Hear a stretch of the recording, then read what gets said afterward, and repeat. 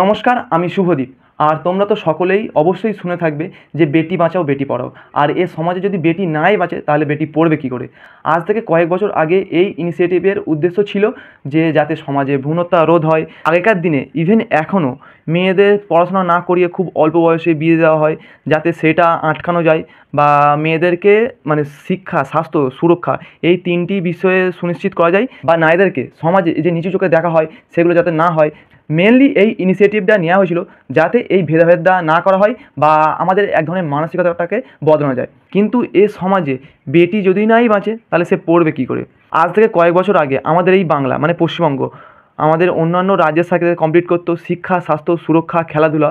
আর এই বর্তমানে আমাদের বাংলা অন্যান্য রাজ্যের সঙ্গে কমপ্লিট করছে চুরি, ডাকাতি, ধর্ষণ, মার্ডার, ছিনতাই এই সব বিষয়। আগেকার দিনে ভারতবর্ষের কোনো একটা কাজে বাংলাকে ঠিক যতটাই উপরে রাখা হতো, এখন বাংলাকে ঠিক ততটাই নিচে রাখা হয়।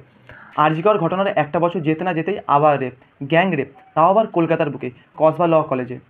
আরজি কর ঘটনায় যদি দোষীদের সঠিক শাস্তি বা সাজা বা ফাঁসি দেয়া হতো তাহলে হয়তো এই ঘটনাটা আর ঘটতো না। একটা মেয়ে, তার নাম আমি নাইবা বললাম, সে কসবা ল কলেজের স্টুডেন্ট।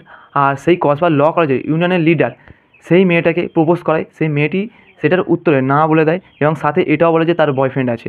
আর এটা সেই লিডারের এতটাই খারাপ লাগে যে সে সেই কলেজের আরও দুটো ছাত্র, তারাও ইউনিয়নের সঙ্গে যুক্ত, তাদেরকে নিয়ে গার্ড রুমে গিয়ে সেই মেয়েটিকে গণধর্ষণ করে আর হকি স্টিক দিয়েও মারে আর ভিডিও করে, যাতে সেই মেয়েটি তাদের সাথে সমঝোতা করে, বাইরে কাউকে কিছু গিয়ে না বলে বা কাউকে কিছু না জানায়। আর যদিও জানিয়ে দেয় তাহলে সেই ভিডিওটা ভাইরাল করে দেওয়া হবে। এমনকি সেই মেয়েটাকে মেরে ফেলে দেওয়ার হুমকি দেওয়া হয়, তার বাবা মাকেও মেরে ফেলে দেওয়ার হুমকি দেওয়া হয়। ঠিক সেম ঘটনা আজ থেকে এক বছর আগে যেটা হয়েছিল সেই ঘটনারই বিভীষিকা আজ এই কসবা কলেজ। বারবার এই রকম একই ঘটনা হতে চলেছে। এই সব দোষীরা আর কবে শাস্তি পাবে, আর কবে এই সব দোষীদের ফাঁসি দেওয়া হবে। আর আমাদের ভারতবর্ষের শাসন ব্যবস্থা, আইন ব্যবস্থা এতটাই বাজে আর এতটাই ডিলে আর এতটাই দেরি করে যে তার মধ্যেই অনেক কিছু হয়ে যায়।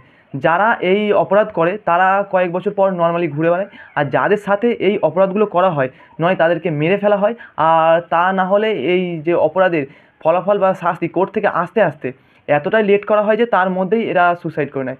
এটাই ফ্যাক্ট। এই অপরাধীদের অপরাধ করে শাস্তি নেই, দুষ্কৃতীরা বেপরোয়া, অবাধ, এদের আটকাবে কে। এই দুদিন মিছিল, মিটিং আরও নানা রকম অনেক কিছুই করা হবে, তারপরে সকলে সব ভুলে যাবে, চুপ হয়ে যাবে, আমাদের সরকারও চুপ হয়ে যাবে, আমাদের আইনি ব্যবস্থাও চুপ হয়ে যাবে। আর এই অপরাধ এই চক্রভাবে চলতে থাকবে, এদের কখনোই শাস্তি হবে না। একটা ভালো রেজাল্ট করার পর কোনো মেয়েকে কোন সাহসে কোনো বাড়ির দাদা, বাবা, মা, গার্জেন কোন সাহসে কলেজে পাঠাবে? যারা সমাজে আমাদের রক্ষা করে, এই যেমন চিকিৎসক, উকিল যারা হয়, তাদেরকেই যদি না রক্ষা দেওয়া হয় তাহলে তারা আমাদের কী রক্ষা করবে, তারা আমাদের সমাজকেই বা কী রক্ষা করবে। ভাবুন ভাবুন, ভাবার সময় এসেছে।